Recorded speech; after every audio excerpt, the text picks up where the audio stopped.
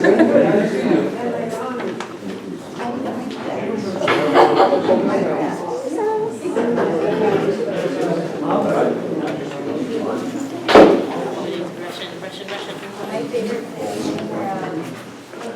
good evening. Happy early Valentine's Day to everybody. We have some wonderful treats in the back, which I see you all have discovered. Please eat it all, please, so we don't have to take it back. I'd like to make an announcement that on the end of February, the 25th, it's a Saturday, the USDA Chapman Field is having a free show. Free, everybody should go. It's going to be like a reach out to the community. So they have vendors, orchids, flowering trees, the Palm Society, our society. Everybody goes there and sells trees. It's a wonderful fundraiser, and well, not a fundraiser for them, but we all go. It's basically to expose the USDA to the community and show them what it's about. It's the research and all that about plants. So I'm gonna call on everybody via email. So if you guys could volunteer, let's spread the word about the society, let it grow again. So you'll be seeing my email, so if you see it, don't question what it's about. The board of directors has also voted to have a May meeting, so which we haven't really done before. It's going to be the week leading up to the Mother's Day show and sale. So I think it'll boost our volunteers, and kind of it's like right before the sale, so it'll be good. Just so you guys know, because I know we haven't usually had the May meeting, so we will be having a May meeting. And congratulations to Chad, the new president of the Tropical Fern and Exotic Plant Society.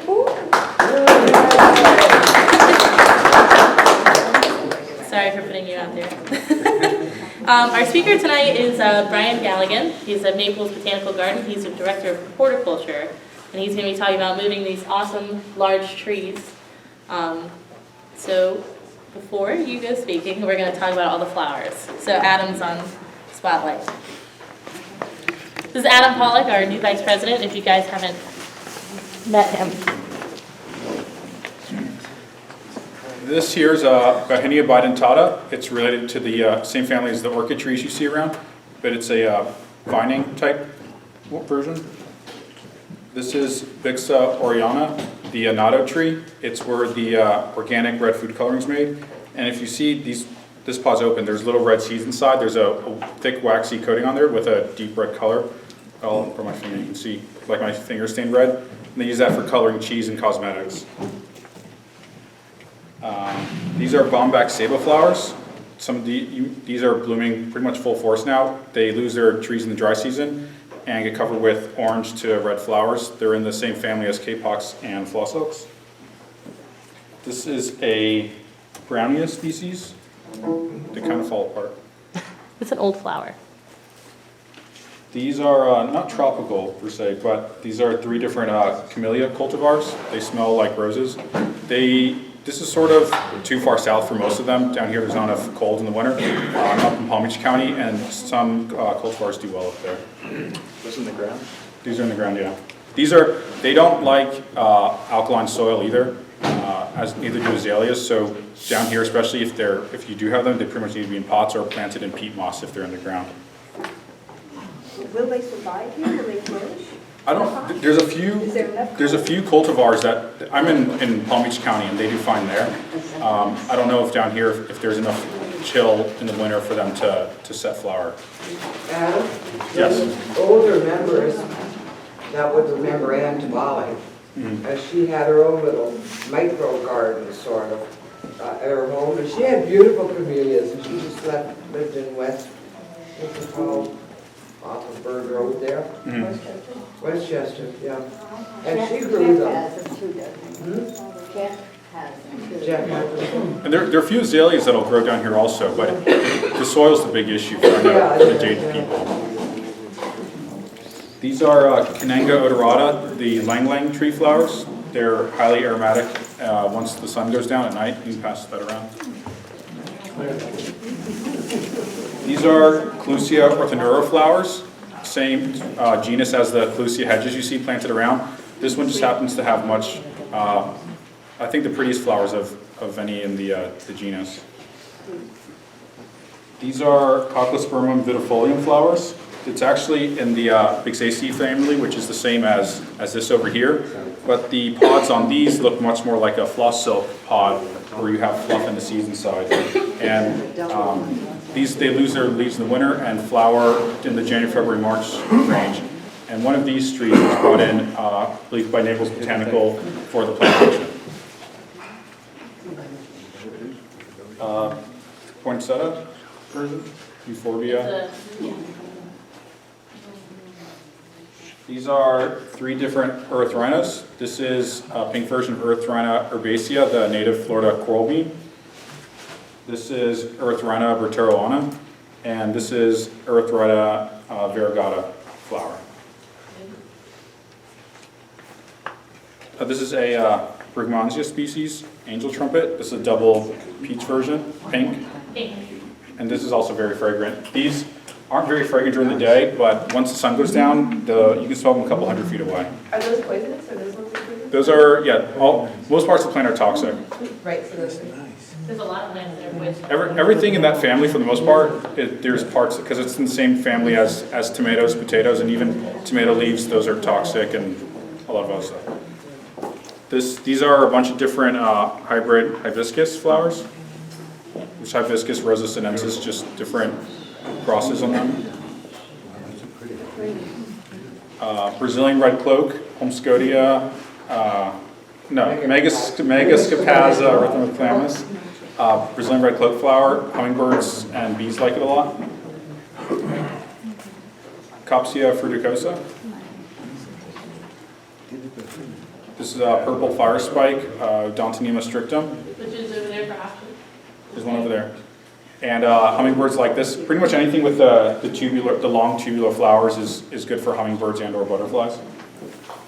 This is a Petrea species vine. It's a large, huge growing vine. Flowers pretty much on and off all the time. Purple flowers, they fade to white. What's the name of it? Well, that one doesn't fade. Oh, this one doesn't fade. Some of them do, they start off purple and they do fade to a white color. And there are versions that are also white when they open fresh. What's the name of that? The tree. Petrea. This is a Pseudobombax ellipticum, white shaving brush tree flower.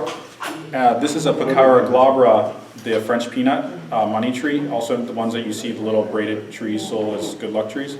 They look similar. There are differences. This one's fragrant with a nice fragrance. This one is not. This also comes in a pink version.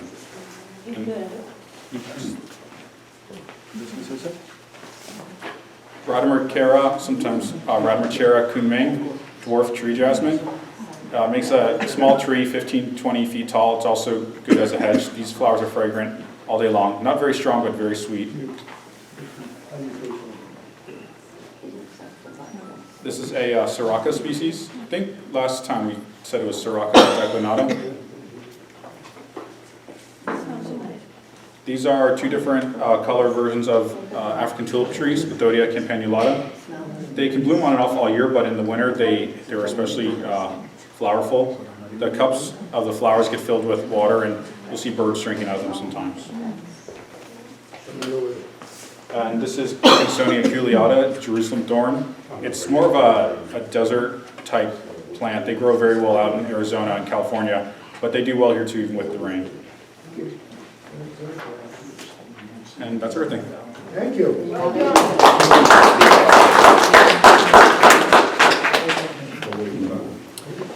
Well, thank you for having me. My name is Brian Galligan again. I'm the Director of Horticulture. I've been at the garden for 10 years. I was lucky enough to actually clear the land and prepare it with the master plan and the dream team, which if you don't know our garden, we actually have distinct gardens, Brazil, Caribbean, that type of thing. And for those gardens, we chose great landscape architects to actually design them. And then we kind of choose the plant palette that goes along with their design. But I decided to show you guys my legacy tree program, which to build this botanical garden and to encourage people to come, we really had to have big trees initially. So our first tree that we moved was this gumbo limbo, and actually came from Marco Island, which is an island south of the Naples Botanical Garden. And we actually prepared it a year ahead of time. And as I give my talk too, I'd like to give you guys some pointers that we found along the way that may help you in moving things. Obviously, you're not going to move something this big. And we actually would have probably been better off planting a seed of a gumbo limbo and not trying to move a giant like this. So I will cover some of the tricks of the trade, if you will. This is, we coined this guy Gumby the Gumbo Limbo. And this is it being loaded onto a barge that we then barged to our garden, and this is it offloaded. So you can imagine me pretty fresh to a botanical garden and seeing this tree. It was kind of like, wow, we can move anything after moving this. We even lifted power lines and all that to get it down the road. This is the team at the time. We had about 10 people then. Now we have, gosh, 60, 75 or so. Some of you probably know Thomas Hecker, maybe Brian Holly, maybe Chad Washburn. I don't think Hetty was with us at that moment. Wynn Turner's one of our old-timey local guys that kind of showed us how to do everything. I'll bring him up again. But basically after seeing this, it was like, man, got big shoes to fill. This is my executive director, Brian Holly, who actually just retired a few weeks ago, and now we have actually Peter Wise Jackson's second in command as our new executive director, Donna. Here's a strangler fig that we actually found on the site, and we actually didn't even root prune this guy because the figs you can pretty much just dig and move. What we do that's a pretty effective means of lifting them is you actually drill giant holes through the tree and then put steel rods through them, and that actually allows you to put your tree strap on the rod instead of around the tree and then risk girdling the tree. So that's a great way to move trees with, say, a caliper 15 inches or so or larger. You can actually drill right through them, and things like ficus will heal right over before you even look back to see if it has healed. But this was pretty fun. These are giant loaders. One of them didn't even have brakes, and we actually made a big trough to drive down into and then offload it and then drive back out of it. But we actually put this one in as our treehouse tree, and here's our treehouse after we put it in being built, and we could not change our SDP plan, our site development plan, so we had to be pretty precise where we put it. And we actually put it in the right spot. It's now doubled or tripled in size, and it's really wonderful. The kids can actually walk all around it, and they feel like they're in a treehouse, and it's even ADA accessible, so it's great for all kids. And this is the garden as it's taking shape. You can see how awful these royal palms look. This is 2008, so you guys remember that was probably the coldest year we've had since the 80s. 2008, 2009 were pretty brutal. This is a poinciana that we moved on site. The garden is 170 acres, and there were a couple little homesteads throughout. It was predominantly dog hair Melaleuca, so there was a Melaleuca every foot on center, if you will. And whatever we could save, we actually did try to go in there and dig up and save for the future. And this allowed us to have these great specimens to give the scale to a botanical garden. And now we're working on getting all the collections underneath. Many of you we visited your nurseries to get some of the great stuff that will actually be the garden in the future. This is just to keep the tourists coming and the locals happy and the donors happy. If you can imagine, this tree will not have a significant root system for another 20 years or so. You're much better off planting a small tree to allow the tree to actually root in and grow like a normal tree would. If you can ever grab a tree and move it in any way, the root system's compromised, and you might as well rip it out or propagate from it. Here's some of our big boys that went in. There's Gumby, the Gumbo Limbo, the Ficus, and that's the Poinciana. The Gumbo Limbo actually ended up getting a pretty significant rot. Early on, we thought Gumbo Limbos could basically take any conditions known to man, and they actually hate water.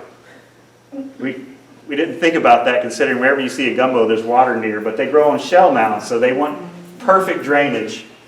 Even when you stick a gumbo cutting, you don't want to put too much water or the cutting will even rot. One of our big supporters was the Barron Collier Corporation, and they're pretty much that family that owned all of Southwest Florida at one time. But they had a great research station, and actually Crafton Cliff worked out there, and Crafton put all these trees along the ditch. There's black sapotes, Syzygium grandis, jacarandas, these wonderful silk floss trees that Crafton had even grafted in the past. And many of them were seedling. We've got 11 of these from there from seed. And some of them were pretty spectacular. This white one, which we thought was on its own roots, eventually sent out a sucker, and it was actually a pink one as well that Crafton had grafted about 30 years ago. We got 11 that size. It's pretty awesome. And that really helped us to form the backbone of our Brazilian garden, because silkfloss are actually native to Brazil. And we now have wonderful cultivars, and many of you have probably visited some of those. This yellow poinciana was actually in the grove as well, and it's on its own roots. Crafton can't remember where he got it from, but I'm sure if we only knew, it'd be a great trip. Collier Enterprises, the other side of Collier family, actually gave us some wonderful trees as well from a site that's now development, as most of Collier County is. But we got this wonderful ficus, native ficus, sea grape, and this wonderful red kapok, like the flower you see here. And that tree is actually already 50 plus feet tall. And here it is moved into the garden. You can see the awful cuts we had to make to get it on a flatbed semi and bring it down the road. And this Salmonea saman, or Albizia saman, you'll actually see in a future shot where we actually moved it into our orchid garden. But this is basically the layout of the land. You know, we have some fun things that we probably got from Bloom and Good or some other nurseries, which will eventually form the backbone of the garden. And these trees will be kind of weeded out, if you will. But this tree is now probably 50 feet wide and every bit of 60 feet tall, and currently completely defoliated and covered in those great red flowers. Ford Gumby, we propagated some of that gumbo limbo, so we actually still have Gumby, but it's no longer that size. We also saved a number of red mangroves, which was kind of unheard of, but there were some great red mangroves in a little saltwater slough, if you will, that was tidal. And we actually took grocery bags and we bagged all the aerial roots, so we took the clumps and actually put the roots into little grocery bags and tied them off. And each tree had a dozen or so of those, and then they moved quite well. And the key to that was moving from saltwater to freshwater. You know, when you have them in a nursery and they're in a freshwater situation, and then you put them like into an estuary where you're trying to replant, they can't take that transition from fresh to salt, but they can take from salt to fresh. Just some fruit trees that have a little history down the garden. And this was a collector that got tired of all its cultivars and said, I want new cultivars, and gave all of theirs to us, which was a great addition to the garden's fruit collection. There's also a family that collected palms in the local area, and this was kind of the way that would go down. We would go in with a team and dig for a week or two, and then bring the palms out. All different types of Adelaeas, and here's another Adelaea, some different acrocomias, and some really great stuff. But it was really fortunate for us to have this. You know, the development in Naples is awful, but for us it's been great because every time they clear a yard, we usually try to get in there and see what they might be digging out. Raymond Jungles is one of our great architects. He's done a lot for the garden. And he's actually a wonderful plantsman too, and naturalist like a lot of us outdoor people are. He's not just one of those architects that sits in his office and draws circles and, you know, your typical 15 plant palette. He actually knows his plants and searches them out and does some pretty good collecting really all around the world as he does jobs. Just a kind of a larger than life guy, but super down to earth. This is a cool tree we have. It was coined the dancing tree by Roberto Burley Marx, and Roberto actually gave the seed to Raymond. You can actually find these at Plant Creations still, but it's Ceiba erianthus, and if you kind of see the flowers, it has your typical Ceiba or silkfloss flower, but it's really fuzzy and the petals reflexed, and we've made some great hybrids with this one, with Ceiba speciosa. They get along pretty well, so they don't like to produce, how should I say it? They're self-sterile, if you will. So if you get a seed on one of these, and all we had was one Ceiba erianthus, we knew that would be a cross among erianthus and speciosa, or insignis, but it turned out to be speciosa. Another one of that Fuller family. We got some more palms one time. And again, this is my presentation I kind of give on for our local group. But eventually I'm going to get to some of the pruning aspects and moving aspects of trees. This is kind of the machine that we love to use. This is a JCB Law or Skytrack, and it can easily pick up about 10,000 pounds. And the beauty of the Skytrack setup, or this Law type setup, is you have this telescoping boom, so you can actually put your outriggers down and then shoot a tree over into the back corner of the room. So it's really wonderful when you're actually planting in an existing landscape for any of you guys that maybe do remodels and that sort of thing. You know, you can shoot over the existing landscape. You can even hold it up 40 feet up in the air and then drop it down 40 feet away. So it's a very effective machine. And you'll see some pictures where we push them to the limits. Donald Rumbaugh actually was the head of Parks and Rec over here in Miami, and he planted all these great baobabs. I got those from him about 8 years ago, and then we finally found a wonderful spot in our new Florida garden, which we just redid this summer. Elsie Page, many of you probably met Elsie. When she passed away probably 3 years ago, her collection was left to the botanical garden, and she had a wonderful collection of mangoes and other tropical fruits. She was a good friend of Bill Whitman's. You guys know Stephen Brady.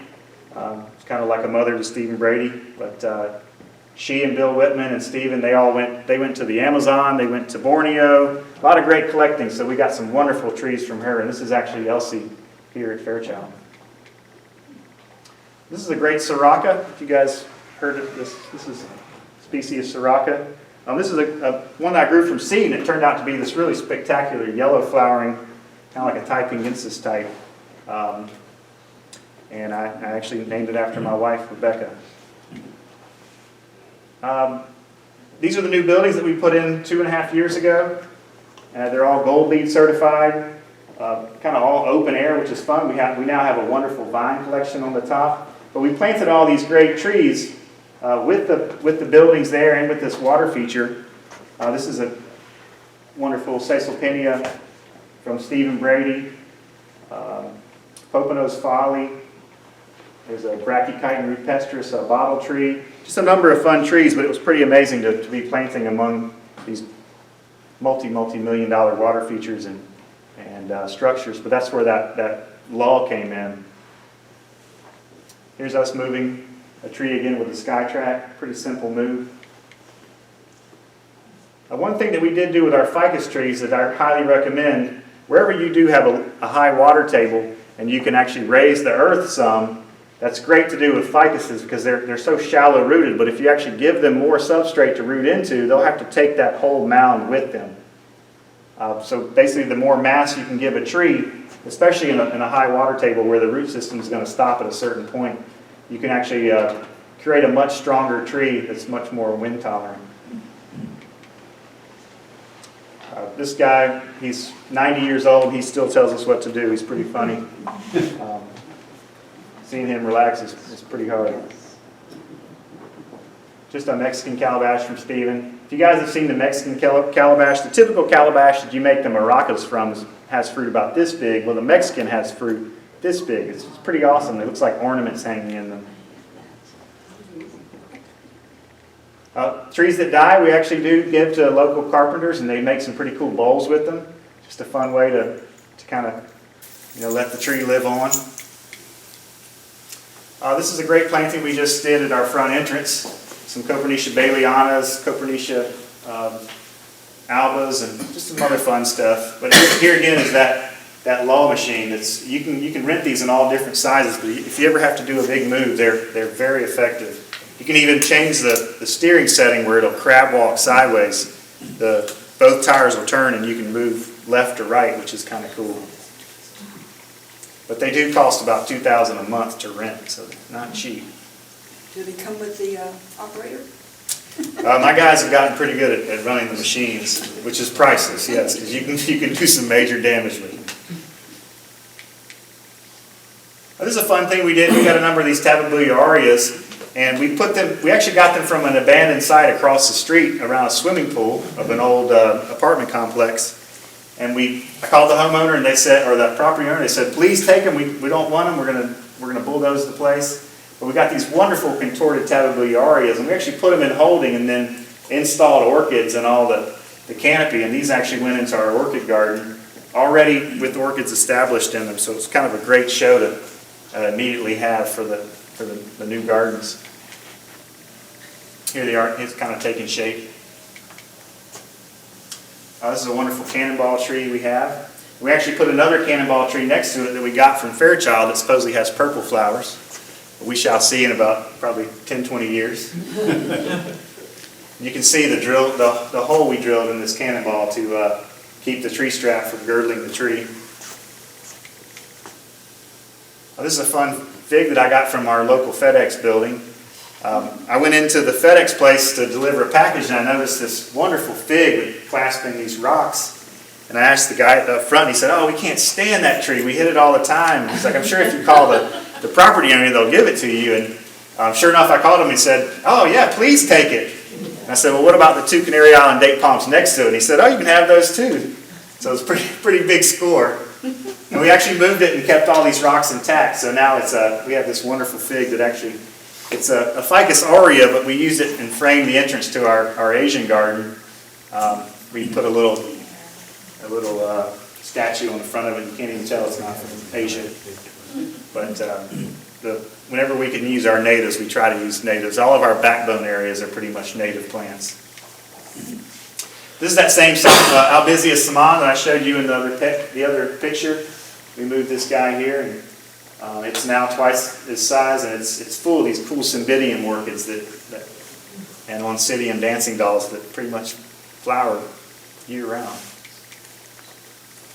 This is the bottle tree, Brachychiton rupestris. And this thing is a beast. You can't tell because that machine's so big, but I think it probably weighed every bit of 15,000 pounds.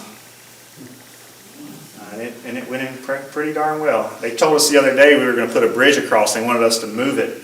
It's pretty funny. We said we're going to have to move the bridge, and luckily they went for it. Again, here's another one of the lulls we rented. You can see how wonderful it is to be able to park here and shoot the tree all the way across the water feature and plant it on the other side. This was a fun tree that Win Turner planted in a nursery about 40 years ago. The power lines actually went right through the crotch of the tree where the FPL had continuously topped it. And you can see where a backhoe had hit it, and there's about 50 tacks in it from no trespassing signs. And we put it in our charismatic gardens. It has lots of charisma. There it is again, and it was Win Turner's, this old guy here. It was his tree, so it's kind of fun. Lagerstromia that we got from a local nursery, and we still have not identified it, but it's a pretty pink flowering Lagerstromia. If any of you guys know someone who's great at identifying Lagerstromias, please let us know. We actually found a gentleman on Pine Island who had an extensive palm collection. Most of them he'd actually bought here at Fairchild, and he had pretty much papers on all of them as far as where they were purchased from and the history of them, so it's pretty wonderful. But he was afraid when he sold his property that the same thing would happen to his last property, where he sold it to someone and they said, "Oh, I love the plants, they're so wonderful. We want them, we're not going to do anything to them." And of course they came in and bulldozed everything. Yeah. So he actually, he was very happy to see them go into the botanical garden. And we got some really wonderful stuff from him. And they're now, thanks to this Martin family, which, you know, it's all about people giving us their money so we can do great things. And this Martin family actually thought it was a great idea to pay for a palm collection. Just a fun thing. We got a number of coconuts from one of our staff's house that wanted some more open area, and we made this great oasis. It's funny, my executive director, who's now gone, he says, "Gosh, can we leave it there? It looks so beautiful." And Mark Massey, one of our wonderful tree movers, he actually planted them this way, and it's now, since they've opened up, I just want to put a hammock in the middle of it. It's pretty awesome. This is us offloading that palm collection. You can imagine what my guys thought when we came in with 3 tractor trailers and all these palms. So you know, we only have about 10 staff at the garden, so it's pretty lean when you get a job like this to do 10 horticulture staff. And this is a fun thing that we're now doing that's very effective. We get golf course top dressing sand, which is 90% heavy grit sand and 10% peat moss. And we plant our palms in that so we can really water the dickens out of it and not worry about overwatering, but it's very effective at pushing roots. And we pull them out of that in 6 months' time, and they already have a foot or more of roots on them. So it's a very effective means of holding palms, although they want to be in that for the rest of their life, and that's quite difficult. Just kind of that again. And this is a holding area. These are all now all in the Florida garden where we just renovated. A really pretty phoenix palm we got from a yard that was going to be 0 lot line with one of our typical McMansions. This is probably every bit of a 15,000 pound phoenix, but it had this wonderful character curve to it, and it's now framing part of our Florida garden. This is one of those where us plant nerds went to the person's house and actually knocked on the first person's owner and said, you know, would you like to donate this Copernicia Baileyana to the botanical garden? And he said, no way, and basically get off my porch. And I went back a few years later and asked what I didn't know, but a new owner, and they said, oh yeah, we'd love to give it to you, but you know, for $2,000. And I did the math, and a Copernicia Baileyana at 30 feet tall at $2,000 was a pretty good deal. If you guys know, the Copernicia Philents are going for about $1,000 a foot. So Copernicia Baileyana, probably $500 a foot, pretty good deal. How long did you have to root prune it? Yeah, I'm sorry, that's a good question. This one we actually went in and root pruned it in quarters. Luckily it was sitting directly on the septic field, so that's always a plus. But we basically went in and you know, root pruned down. For this guy, considering it was sitting on the septic field, we had to go down really deep because, you know, in the septic field it's very, very well drained. A little stinky, but well drained. So we actually, we picked 2 sides, so we actually did it in halves, but we root pruned about 4 feet down on one side, and you know, you got to go all the way down till you quit seeing roots. And then on the other side, about 4 feet out too, because we really like to move big root balls so we don't risk losing something. So we root pruned one side and then the other side, and then we left the 2 sides intact. And we came back 6 months later and we pruned both those other sides, and then we left it all back again. With the first 2 cuts, did you line them with plastic or anything to keep the roots from growing back out into the soil? We don't do that with palms, but with trees we usually do put plastic. And you can just use your typical black plastic for painter's tarp or however. Of course, you know, you can get the cellophane and wrap them as well. But we typically do use the plastic, and the heavier gauge the better because they will push right through it. But you always need to put all the soil back and then water it all back in really well. One thing that we did find with moving palms that's a really effective thing to do is you actually leave all the mature whorls of fronds, and then you take off the intermediate zone of fronds. Take all of those off. You can leave the petioles, but take the fronds off, and then leave the central bud fronds, if you will, probably like the last couple years of fronds. But you want to take off those center fronds, and then the old ones you can actually use to kind of tie up around the bud to keep that nice and strong. But we found that is pretty much the best way to treat all of these palms, even robelinis and that sort. If you take off kind of the intermediate zone of fronds, and then tie everything up around it, and just leave it tied up for a few weeks. It increases your good moods dramatically, especially with these pinnate kind of soft ones like this Montgomery palm. It's a very effective means, and you can even just cut them in half in that middle area to reduce transpiration a little bit less. Just a ficus off from around our shop that we moved, and this is pretty much about the max of the tree you want to be moving with these machines, but you can imagine immediate specimen, and Ficus aureus and even Ficus benjaminas, they don't skip a beat when you move them. This is the garden we just did this summer. This is the new Florida garden, and here's that character Phoenix palm I showed you, and this triple Phoenix palm, this was actually planted in the late 70s, probably shipped from California. And it weighed every bit of probably 20,000 pounds. I think I have a picture of us moving that with 2 loads. And then some Tababuia aureus. And of course, they look pretty awful when they come off of a truck from getting them from a local homeowner. But this is Mark Massey. If you guys know people like Sean Jacobus and some of those awesome tree movers, he's up there with the best. He's not afraid to lift a 20,000 pound tree, but he's actually really wonderful at placing rocks, and he has several acres of all these wonderful native Florida cap rocks. And on our coast, this is the rock that we have near the Naples area. Very, very dense limestone, and it's usually about 2 to 3 feet thick, and it usually has some wonderful weather patterns from being under the ocean for so many years. But this is the waterfall we just put in. We put this great cheeky, and we brought in 400 truckloads of dirt to get the elevation up to here. So for about 2 months straight, we just watched dump trucks come in. I think every single one of them got stuck. I think the guys just decided to start out driving a dump truck, nothing else, because it's pretty awful. This is a fun contorted tabebuliaria we got off of Pine Island.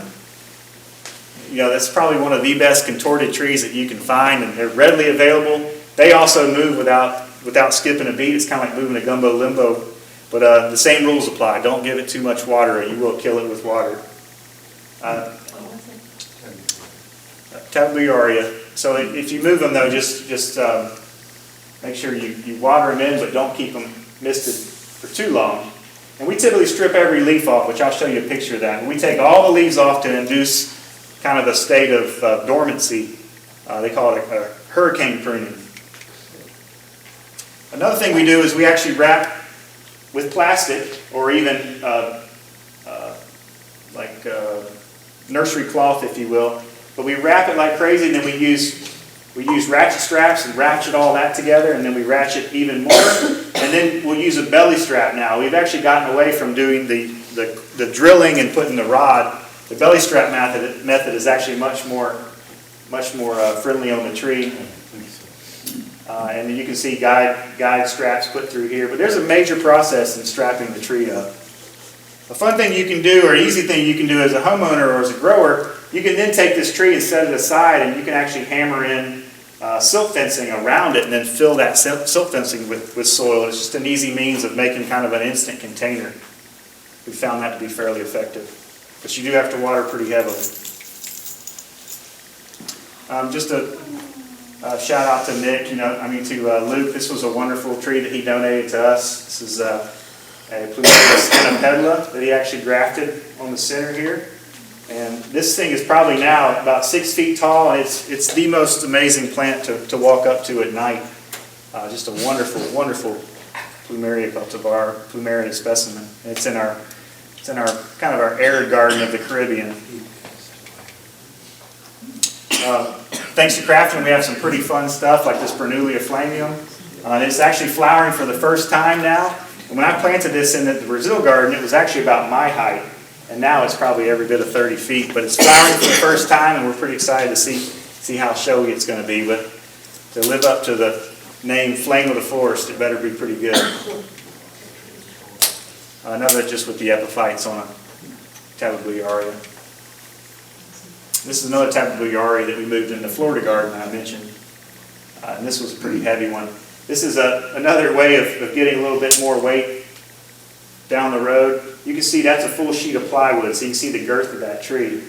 And these are two of those sky tracks, and they can both lift 10 to 15,000 pounds pretty easily. But getting two machines around a corner and up a hill was not easy. Same thing with this, moving this Phoenix dactylifera sylvester cross. Just major strain on the machine and on the plant. You can see this root ball from there to there is probably 12 feet, so ginormous root ball. And then the wood on a dense tree like that is pretty heavy too. Just another picture of one of those big moves. Just a little ingenuity. Now you get your skid steer stuck pulling a big tree, and of course we meet an OSHA code guidelines and putting the straps in the back. Here's one of us on a stripping day. I think this is a Hieroterra littoralis that we're stripping. This is actually one we originally got from Blooming Good, which is kind of cool. But we moved this from in the garden area and back into the Florida garden. We actually put it down by the lake's edge. But It's always fun to get to know your staff when you're standing around stripping a tree. It takes probably an hour sometimes, but I highly recommend leaf stripping before you're moving a big tree. It actually increases your moves substantially. And we did this just a few months ago, so we haven't had rain actually since September. We've had about a ½ inch since September, so we've been in a pretty awful drought. And anything you can do like this will actually increase your move chances dramatically. Everything from a small plant even. And here you can see a gumbo limbo that we actually hurricane pruned. And just to show you how effective this machine is, we actually planted this buttonwood way over here while the machine sat there. So really awesome way to move a plant. This is a fun donation to the garden. This tree was from Spain as a homeowner's plant there. It moved all around the world on a cruise ship, and then it was donated to Ficus benjamina, but it has a fun story to it. And the homeowner still comes and gives it fertilizer and talks to it and pets it and that kind of thing. This is at Montgomery Botanical Center, and this is just one of those beautiful brownias. I'm not sure of the species, but we now have seedlings of this thanks to Chad. It's wonderful additions. Semaphore cactus. Many of you may know the semaphore cactus from, I think it's Elliott Key, which is no longer in habitat. This was given us to by a local parks gentleman, and we've now given it to a lot of other people, and it will now live on forever, hopefully. But it's an endangered species from the Keys. Just a fruit that I found when we were just in Panama, and just an example of, it was a fruit then, it now has a fun story, and it's now a tree in the garden, and it'll live on to be a legacy tree. Never seen a truckload of rambutans, kind of cool in Panama. One of the gentlemen I met from the Tobago Botanical Garden. And then one of my associates, pretty hardcore plant nerd, he had this poncho and his flip-flops in his backpack, and it started to rain, and we were all trapped under a tent, and Nick was out there doing some botanizing, not even getting his shoes wet. Just, what us plant nerds will do. And that's a Delinia, the yellow flower Delinia, a pretty amazing plant. You guys have Delinia? Pretty awesome. Wonderful flowering tree. If you guys know the Lecythis, the monkey pot tree, this is another gentleman I met just recently in Panama from the Wilson Botanical Garden in Costa Rica. But Lecythis zapocayo is a pretty awesome tree too. This is what we did all summer in the mud. How fun it is to tromp around in the mud and move trees. These are actually coral stone that we got just from down the road at a property that Raymond Jungles had done actually 10, 20, 30 years ago in Coral Gables, right here on Old Cutler Road. And these are leftover stones, and they were going to do what most rich people do and build a bigger house, and wanted the stones out of the way. So we actually got a donation of about $100,000 in oolite, which is pretty wonderful. And now it actually frames the entrance to the Florida garden. Here's the oolite that we used from just down the road. You can see some of it here. And this is that gumbo limbo that I got 8 years ago from Donald Rumbaugh from the Miami Parks Department. And it now frames the entrance to the Florida garden. It looks pretty awesome. Looks at home, actually. Just met some great people along the way. Native Tree Nursery donated this great calabash. We actually do now have ghost orchids in our natural areas, thanks to University of Illinois and FIU and some other guys with University of Florida. But they're now in extensive cultivation, and it's just kind of fun to walk on the boardwalk and be able to see the ghost orchid. Our communities are now actually starting to plant some great trees instead of those typical 15 of the landscape architects. You all know the apple blossom cassia. Or even our local zoo heard that we were moving these big trees, and they started moving stuff. This is a 100-year-old fig that was planted by Henry Neerling, and they moved it with no problem. Of course, they used a $10,000 a day crane, but And me and Wynn Turner, I got him to plant a tree that I brought back from Grenada, a little Tabebuia sericicarpa, or sericifolia. And now it's a legacy tree. And then me and Raymond Jones. And me and my staff, it's one of our planting days, but it's all about your people. This is us at Flamingo Gardens. You guys probably know Mark Gingras, Eddie Ford, right there. Flamingo has some wonderful champion trees if you guys haven't been there lately. Wonderful ficus and other stuff. This is that FedEx fig, and this is my little daughter several years ago. But again, this is my legacy presentation, so I just, it's all about leaving legacies. And even when the trees die, you still leave a legacy. It's my family out in a park in Georgia. But it's my presentation.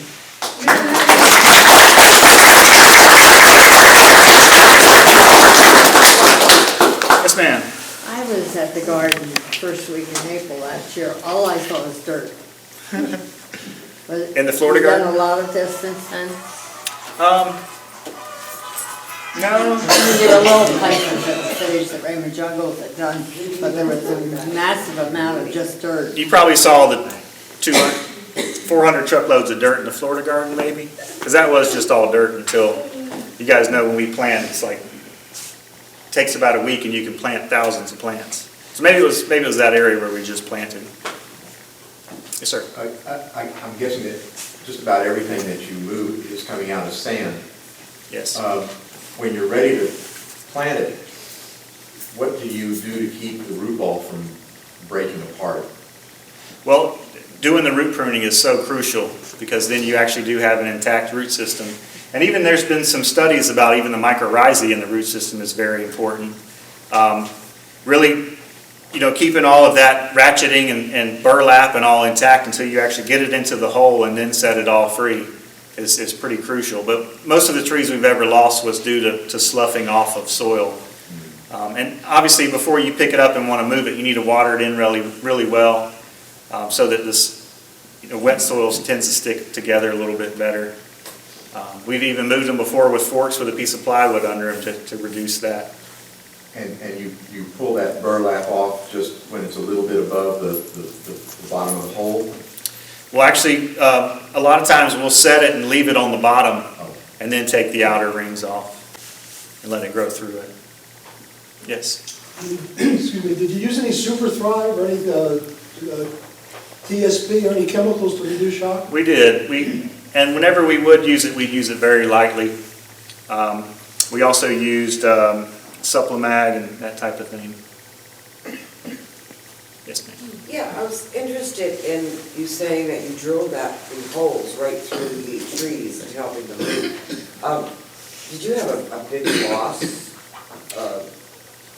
number in that, doing that? No. I mean, that quite amazed me that you did that. Yeah, it's pretty interesting. There's been some local people in Naples that were doing that for many years and found it very effective, but we have since gotten away from that except for ficus and that type of thing. But what they do recommend is putting a wooden dowel in to replace that steel rod when you take it out and then let that all heal over. And then you don't have that air pocket in there. But you'd be surprised how fast, these tropical plants compartmentalize so fast that they really would heal right over and you wouldn't see that anymore. At times we were shooting the foam in there, but I felt like that was, an alien substance. We didn't want to get into it. But a wooden dowel, as big as, same size as your rod would be preferable. But no, most everything's healed back over. I wouldn't do it on a live oak or something. I've seen on ficus, they'll actually split a tree into quarters, take 4 different pieces and strap it back together and bolt it back together, and they've been fine. I've heard they're doing that. It's pretty amazing. We haven't tried that one. We will, though, just... Once you have set a tree in the ground, how long do you wait before you fertilize it for the first time? Again, just as minimal as possible because that is how you can really set them, put them into a state of shock. We typically will use things like Milorganite or something early on, organic-based stuff where we don't have to worry about synthetic burn and that type of thing, and even foliar fertilizing. And we even put a aerial sprinkler in the tops of the canopies, especially during dry seasons. and we'll turn those on a couple times a day to just give some, some mist to the canopy and reduce transpiration in that way as well. And that's very effective. You could probably put like a Super Thrive or something in that if you had the ability. And are you able to move things any time of the year? I mean, You know- you get short notice. I mean, we try to do everything in the summer. That's so much more forgiving. But I would only move the easy stuff like gumbo limbos and ficus and that type of thing during this season. Although this winter, you could probably move anything. Did you root prune any of the palms? A lot of people feel root prune is not necessary in a palm, just curious. We did. We root pruned all the copernicias, and we typically root prune anything like a Bismarck type palm, which has those big giant fronds. It's almost like the more fronds they have, the less root pruning they need, and the softer. We've always found though that with the pretty much the ones that everyone talks about losing, we root prune. Anybody else? If you haven't been in the garden, though, please come check it out. Let's go You can inside. tell I live in Homestead. Again, though, the collections are coming in now. That's kind of when we're planting these smaller 1 and 3 gallon material, and those are growing next to these big giants. And your typical botanical garden visitor wants to see the big giants and feel like they're in an established garden, which it definitely does feel like. But everything you can plant as a small plant is much better in the long run. You should try to have plants of 2 or 3 years later, or 10 years later. Yeah, that would be great. Because it's so interesting how you say, well, this one's now 50 foot tall, and you expect, here it is now. It Right. would be a real treat if you can Yeah. introduce Okay, I'll try to more do that. photographs. Have to take a field trip over there. Yeah, go check it out. You'll see all these, and they're much bigger and better. Where do you get an 8-foot drill bit that goes through a tree? They do make, they'll lock together now, interlocking. But with like a ficus, you need to put mineral oil on it because the sap will bind it up pretty I was quickly. curious about that. Yeah. Hey Ryan, by the way, we're having a flower and tree sale in May, just saying. Oh, cool, okay, I'll spread the word. Oh, well, I've spent a lot of money with you guys. Well, it can spend more. It sounds like you have a lot, so. We're lucky, yes. Brian did bring some of these nice little pamphlets for the garden. At our board meeting, we were discussing the possibility of taking a field trip to Naples Botanical Garden. And if you haven't been, it's gorgeous and beautiful. They have rare, beautiful trees all over. So we will keep you all posted on when we decide to do a field trip. So, but please take a pamphlet in the back. Is there anything else you want I'll to say, if you do that, I'll take you guys around.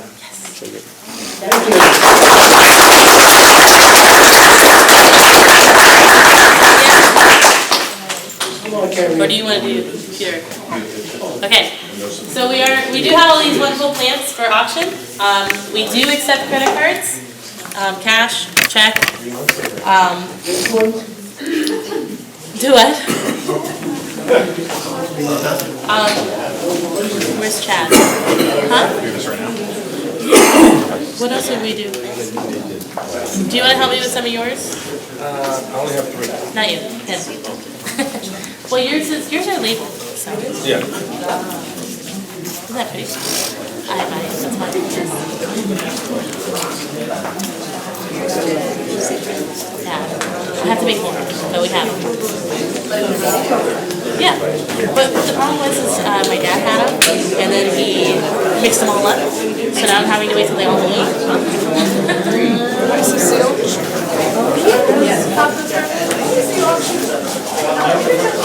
Oh, well, so we're gonna say like, this is the purple, yeah.